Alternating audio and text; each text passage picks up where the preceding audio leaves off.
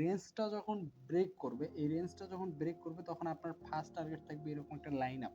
মানে আমি বলতে চাচ্ছি যে প্রায় 30 সেন্ট থেকে 35 সেন্টের উপরে, 30 সেন্ট থেকে 35 সেন্টের উপরে ফার্স্ট টার্গেট থাকতে পারে। সেকেন্ড টার্গেট আপনার 40 অ্যান্ড থার্ড টার্গেট এটা আপনি 50 এর মতো আপনি রাখতে পারেন। মানে ডোজ কয়েনটা নিয়ে আমরা কথা বলতে যাচ্ছি, মানে বলতে চাই ইলন কয়েন। ইলনের কথা বললে হয়তো ভালো পরিচয় আমরা পাই এই কয়েনটা নিয়ে। তো এর আগেও মেবি একটা মার্কেট আপডেট দেওয়া রয়েছিল, তো দেন আবারও দিতে যাচ্ছি যে আসলে এখানে বেসিক ফান্ডামেন্টাল কি চলতেছে এবং আমরা মার্কেটের ভেতর কি ভালো মোমেন্টাম দেখতে পারি। তো এটা একটা প্রিভিয়াস সাপোর্ট আমরা দেখতে পারতেছি, রেজিস্ট্যান্স দেখতে পারতেছি। অ্যাকচুয়ালি এখন এটাই সাপোর্ট হিসেবে বিহেভিয়ার করবে। তো এই জন্য আমাদের কিছুটা টাইম তো লাগবে অবশ্যই এখানে, এবং টাইমটা কীরকম লাগতে পারে, এরকম কীরকম আমরা বাইং করতে পারি, কোথায় সেল করতে পারি, সব কিছুই বলে দেবো। তো প্রথম অ্যাকচুয়ালি আমাদের এখানে বর্তমানে একটা সাপোর্ট লেভেল আপ ক্রিয়েট হয়েছে প্রায় 25 থেকে 20 সেন্টের ভিতরে। আমি বলবো 20 সেন্ট থেকে 25 সেন্টের ভিতরে একটা ভালো সাপোর্ট রেঞ্জ ক্রিয়েট হচ্ছে অবশ্যই, এবং প্রিভিয়াস ডকুমেন্ট অনুযায়ী এটা অনেক ভালো। অ্যান্ড এবার এবং আমরা যদি এখানে ফিবোনাচি টুলসগুলো ড্র করি, যদি ফিবোনাচি টুলস ড্র করি তাহলে আমরা দেখতে পারবো যে প্রায় 70%, 30% এই যে রেশিওগুলোতে ভালো এসে মার্কেটটা স্টেবল হয়েছে বা স্টেবল হওয়ার চান্স রয়েছে। সো এখন কথা হচ্ছে যে ভাই চাইলেই তো একটা কয়েন এই স্থান থেকে পাম্প করতে পারবে না, বা চাইলে একটা কয়েন বড় ডাউনে আসতে পারবে না। এর জন্য আমাদের কি লাগবে, একটা ভালো রেঞ্জ থাকতে হবে, ভালো লেভেল আপ থাকতে হবে, ভালো রেজিস্ট্যান্স থাকতে হবে। তো এখানে প্রিভিয়াস ডকুমেন্ট ছাড়া আমাদের বর্তমানে এখানে তেমন কোনো কিছু নেই। যদি আমরা ওয়ান ডে টাইম ফ্রেমের একটা চার্ট বা একটা লাইন ড্র করি, এটা যদি আমরা লাইন বেসিক ড্র করি তাহলে দেখা যাচ্ছে যে খুবই নর্মাল, যদি আপনি দেখেন যে খুবই নর্মালি ভাবে একটা বিহেভিয়ার এখানে ক্রিয়েট করছে।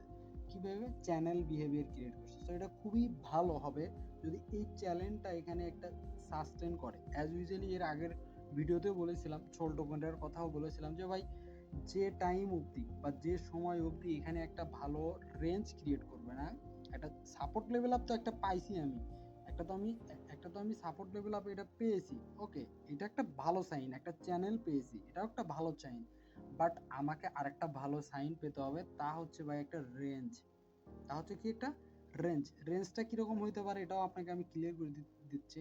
দেখুন 27 থেকে 22, 22.5 অব্দি বা 25 থেকে 22 অব্দি একটা রেঞ্জ ক্রিয়েট হবে। দেন এই রেঞ্জটা যখন ব্রেক করবে তখন আপনার ফার্স্ট টার্গেট থাকবে এরকম একটা লাইন আপ। মানে আমি বলতে চাচ্ছি যে প্রায় 30 সেন্ট থেকে 35 সেন্টের উপরে, 30 সেন্ট থেকে 35 সেন্টের উপরে ফার্স্ট টার্গেট থাকতে পারে। সেকেন্ড টার্গেট আপনার 40 অ্যান্ড থার্ড টার্গেট এটা আপনি 50 এর মতো আপনি রাখতে পারেন, মানে 50 সেন্টের মতো আপনি রাখতে পারেন এইটা অপরচুনিটি। তবে সব থেকে বেস্ট হবে, সব থেকে ভালো হবে যদি আমাদেরকে এই যে দুইটা লাইন আছে, এই দুইটা লাইনের প্রাইস যদি আপনাকে বলি 22 থেকে 21, এই দুটো ব্রেক করে, এই দুটো লাইন আপ ব্রেক করে, এবং এই লাইন আপ ব্রেক করার পর আমাদের যে একটা ফ্ল্যাগ প্যাটার্ন বলেন, আপনি ফ্ল্যাগ প্যাটার্ন বলতে পারেন। তো এই ফ্ল্যাগ প্যাটার্নকে ব্রেকডাউন করার পর ভালো পরিমাণে একটা পজিটিভ মোমেন্টাম আসার ভালো চান্স থাকে প্রত্যেকটা পোটেনশিয়ালি কয়েনের ভেতরে। কারণ এখানে ম্যাক্সিমাম মানুষের লিকুইডিটি রয়েছে, ম্যাক্সিমাম মানুষের স্টপ লস রয়েছে। আর আপনি ভালো জানেন যে স্টপ লস হিট হওয়ার পর একটা ভালো পুল ব্যাক আসে। কেন আসে? কারণ মানুষের লস হয়ে গিয়েছে অলরেডি এবং ওদের কাজে এটা লিকুইডিটি ক্লিয়ার করা। তো আশা করি এই কয়েনটার ভেতর থেকে আমরা ভালো পোটেনশিয়ালি একটা ভালো পজিটিভনেস মার্কেট পেতে পারি। তবে এর জন্য একটু টাইম দিতে হবে, কারণ এখানে যে রেঞ্জটা ক্রিয়েট হতে যাচ্ছে বা হবে, এটার জন্য হয়তো 10 দিন বা 7 দিন বা 15 দিন এরকম লাগতে পারে, ইভেন কি 1 মাসও লাগতে পারে এবং হইতে পারে। কারণ এখানে আমাদেরকে একটা রেঞ্জ তৈরি করতে হবে, বায়ারদেরকে আনতে হবে, এবং একটা ছোটখাটো একটা ট্র্যাপ ক্রিয়েট করবে, এবং এর পরবর্তীতে মার্কেট একটা ভালো বুলিশ ক্রিয়েট করবে। এইটাই অ্যাকচুয়ালি ভাবে একটা কয়েনের ফান্ডামেন্টালি ভাবে দেখেন, বা ফান্ডামেন্টালি বলতে এটা তো ভালো কয়েন, বা টেকনিক্যালি দেখেন এবং বিটিসি মার্কেটের সাথে কম্পারিজন দেখেন। অ্যান্ড বিটিসি মার্কেটও খুব খুবই ভালো বিদ্যমান করতেছে, আপনি যদি একটু ভালো করে খেয়াল করেন। আপনি যদি বিটিসি মার্কেটটা একটু লক্ষ্য করেন তাহলে আমি গতকালকে আমাদের গ্রুপে চার্টটা শেয়ার করছিলাম যে ভাই এইটার অবশ্যই আমি দেখতে পাচ্ছি যে এই লাইন আপকে ব্রেক থ্রু করার বা ব্রেক আউট করার এর জন্য একটা ভালো 2 দিনে মোটামুটিভাবে 1-2% পজিটিভ এসেছে। সো দেখা যাক কতটা কি হয়। এটা একটা ফ্ল্যাগ প্যাটার্ন, যে কোনো দিকই হইতে পারে, এটা পজিটিভ মোমেন্টামও হইতে পারে, নেগেটিভ মোমেন্টামও হইতে পারে। তো এখন মোরাল অফ দ্য কথা হচ্ছে এটা পজিটিভ কেন হবে বা নেগেটিভ কেন হবে এইটা আমি কিভাবে দেখতে পারবো। তো এখন প্রথম কথা হচ্ছে যে ভাই আমরা যারা এখানে মার্কেট দেখেছি তারা বাইং করিনি, কথা বোঝেন। আমরা যখন এই মার্কেটটা পজিটিভ দেখেছি, এখানে বাইং করিনি, আমরা ভেবেছি আবার নেগেটিভ হবে, বাইং করব।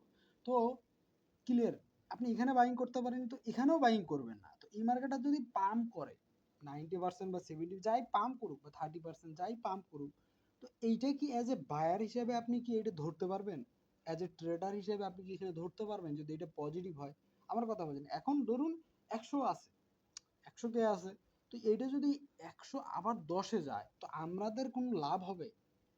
লাভ কাদের হবে? যে থাকে প্রিভিয়াসলি যারা হোল্ডিং করে বসে আছে, যা হোল্ড করে আছে, সো নতুন ট্রেডারকে দের কোনো লাভ হবে না, কারণ ওরা না এই সময় বাইং করতে সাহস পাবে, না বাইং করবে। তো ওরা ইজিলি ভাবে এই টোকেনটাকে ভালো পটেনশিয়ালি পাম্প করাবে।